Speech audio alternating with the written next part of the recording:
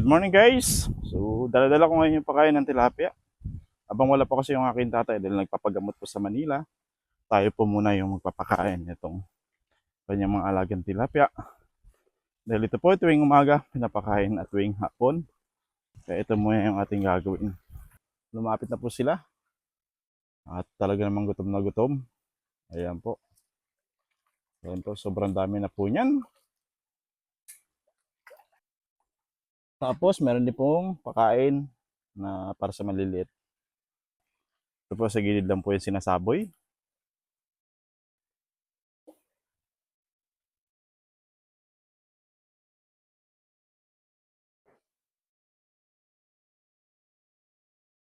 Yung plano po yan, ang harvest po niyan. December. Ikot pa tayo.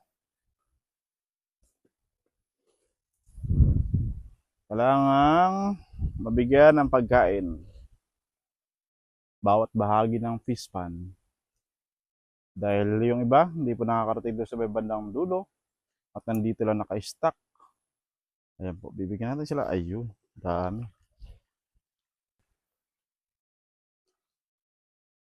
So yung malalaki po talaga, parang ayaw na nilang lumitaw. Lagi na lang silang nasa ilalim. Takot magpakita sa tao. Kalimitan pong lumulutang yung mga hindi ganong kalakihan. Pero yung malalaki po, nasa ilalim po yan. Malalaman po natin yung kapag hinarvest po natin sa December, kung gano'n na po talaga karami yung malalaki. Dahil pipiliin lang po yan. At hindi po lahat kukunin. Pagaya po niya nung nakikita, napakalaki na po niya, no? Nagkukulay blue na. So tama na po rito.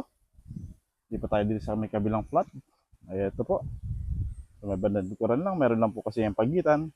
Kanyang pilapiro. Dito na po tayo magpapakain. Ayan po.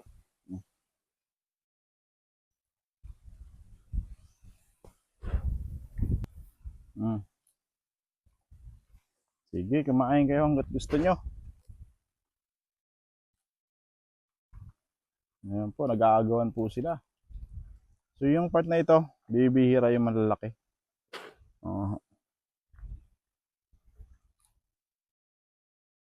Tapos natin magpakain dito. Meron pa po tayong papakainin sa bandang itaas. Isang mahabang fish pan din.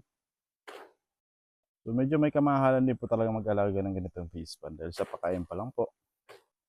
Estimated po na pakain ito tuwing linggo. Naabot po ng 1,000. So para nagmamonthly din po sila ng 4,000 every month para na po sa kanilang pakain. Hindi na natin binibilang yung pagod. Yung pagod ng aking tatay. So po kanyang libangan lang naman pero meron din naman pupuntahan ito dahil pag nag-harvest po sa December, sigurado namang pera. Yun, tapos na tayo dito sa baba. Tayo tutungo na po doon sa may bandang taas na fish pan. Yun, dito na tayo tumulay para mas malapit dahil kung sa kabila, iikot pa tayo. Ayan, ito po ang isang fish pan dito sa may bandang taas. Dito na tayo mag-uumpisa magpakain. Papunta road. Kabilang dulo. Yun.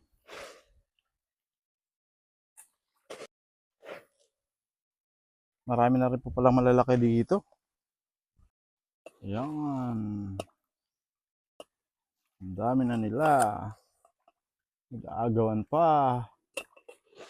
Gutom na gutom.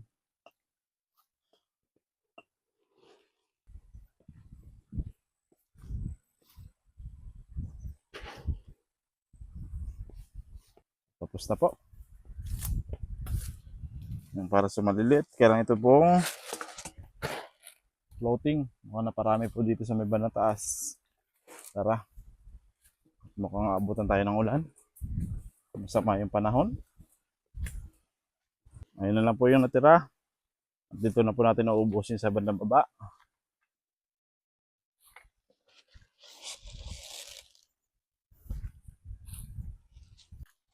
Ito na po yung huli nating hagis.